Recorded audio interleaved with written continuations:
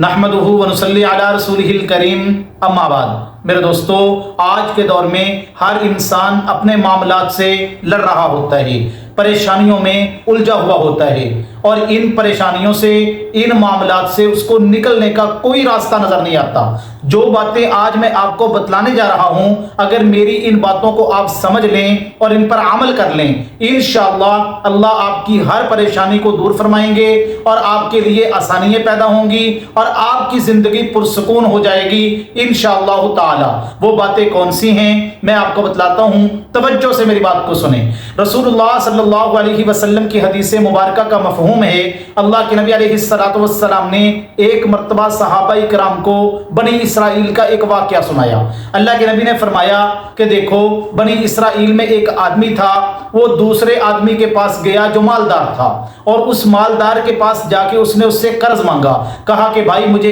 1000 دینار قرض کے طور پہ دے دو، جب میرے پاس آئیں گے میں آپ کو واپس لوٹا دوں گا۔ اب وہ آدمی جو مالدار تھا اس نے کہا اچھا میں آپ کو قرض تو دے دیتا ہوں، لیکن بات یہ ہے کہ آپ کوئی نہ کوئی گواہ تو لے کر آؤ جس کے سامنے میں آپ کو قرض دوں، تاکہ بعد میں وہ گواہی تو مجھے دے دے اگر آپ کوئی گڑبڑ کریں تو۔ اس نے کہا دیکھیں میرے پاس گواہ تو کوئی نہیں، کفا باللہ شہیدا، میں اپنے اللہ کو گواہ بناتا ہوں۔ وہ جو مالدار آدمی تھا اس نے اس کو 1000 دینار اس شرط پہ دے دیے کہ اس نے اللہ کو اپنا گواہ بنا لیا ہے۔ اب یہ دینار لے کر آدمی چلا گیا، مقصد اس کا یہ تھا کہ میں ان دیناروں سے تجارت کروں گا، جو منافع ہوگا اس کے اندر سے میں اپنا قرض بھی اتار دوں گا اور میری تجارت کا معاملہ بھی چل جائے گا۔ حدیث کی کتابوں میں لکھا ہے اس آدمی نے 1000 دینار لیے اور وہاں سے یہ چلا اور ایک کشتی میں بیٹھا، اور کشتی میں بیٹھ کے دریا کے دوسرے کنارے چلا گیا، وہاں اس نے تجارت شروع کر دی۔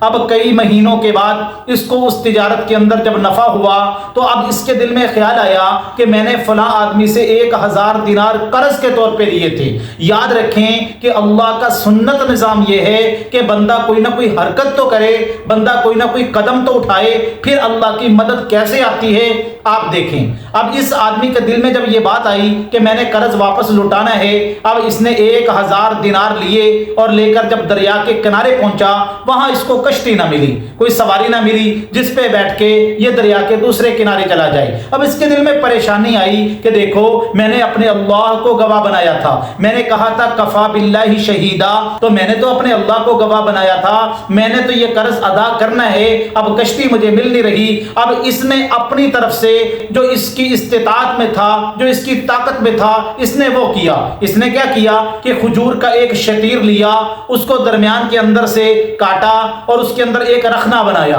اور 1000 دینار اس شتیر کے اندر رکھ دیے اور اوپر سے ڈانٹ لگا دی کہ یہ نیچے نہ گریں، اور اس شتیر کو دریا کے اندر ڈالتے ہوئے یوں حرکت دی اور اللہ تبارک و تعالیٰ سے دعا کی کہ میرے مالک آپ کو پتہ ہے میں نے آپ کو گواہ بنایا تھا، میں نے کہا تھا کفا باللہ شہیدا، میرے پاس کوئی سواری تو ہے نہیں، کوئی کشتی بھی نہیں مل رہی جس پہ سوار ہو کے میں یہ دینار اس آدمی کو دے کے آ جاؤں جس سے میں نے قرض کے طور پہ لیے تھے۔ میرے مالک اس شتیر پہ میں ڈال رہا ہوں اور ان دیناروں کو تیرے حوالے کرتا ہوں، تیرے سپرد کرتا ہوں، میرے مالک یہ شتیر اس بندے تک پہنچا دے۔ میرے دوستو، اب اللہ کی غیبی مدد اپنے بندے کے لیے کیسے آتی ہے؟ اب دیکھیے ذرا، یہ جو آدمی تھا اس نے جب شتیر کو یوں حرکت دی، اب یہ تو واپس چلا گیا، تو جس آدمی نے قرض دیا تھا وہ سیر کرتے ہوئے ٹہلتے ہوئے دریا کے کنارے پہنچا، اس نے دیکھا کہ ایک شتیر آ رہا ہے، اس نے اس لکڑی کو اٹھایا کہ چلو گھر میں یہ آگ جلانے کے کام آئے گی۔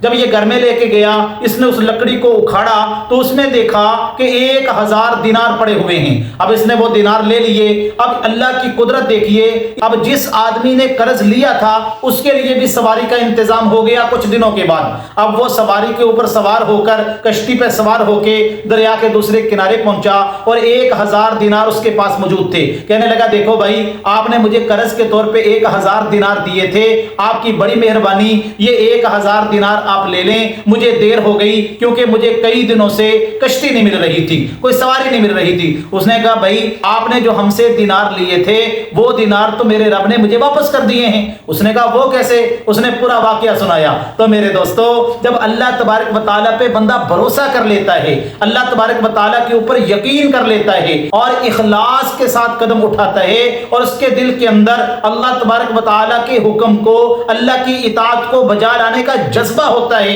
پھر اللہ تبارک و تعالیٰ اپنے بندے کی غیبی مدد یوں فرماتے ہیں میرے دوستو، اللہ ولی الذین آمنوا یخرجہم من الظلمات الی النور۔ اللہ تو ایمان والوں کے دوست ہیں، اللہ تو کہتے ہیں میرے بندے تو میرے اوپر بھروسہ کر کے تو دیکھ، پھر دیکھنا میں تیرے لیے راستے کیسے بناتا ہوں۔ تو میرے دوستو جب بھی آپ کے اوپر اس طرح کے معاملات آ جائیں، اس طرح کی پریشانیاں آ جائیں، تو بس آپ نے کرنا کیا ہے، آپ نے اللہ تبارک و تعالیٰ پہ بھروسہ کرنا ہے اور اللہ پہ یقین رکھنا ہے اور صبر کا دامن نہیں چھوڑنا۔ رات کو تہجد کے وقت اٹھنا ہے، آپ نے وضو کرنا ہے، 2 رکعت نماز نوافل تہجد کے ادا کرنے ہیں، اس کے بعد اللہ سے دعا کرنی ہے، اپنی بے بسی کا اظہار کرنا ہے، میرے مالک میں تھک چکا ہوں۔ حضرت نوح علیہ السلام نے کیا کہا تھا، رب انی مغلوب فانتصر، میرے مالک میں تو بے بس ہوں تو میری مدد فرما، اللہ میں تو مغلوب ہوں تو میری مدد فرما، اللہ یہ جو حالات میرے اوپر آئے ہیں میں بڑا کمزور ہوں، میرے مالک میں ان حالات کو برداشت نہیں کر سکتا،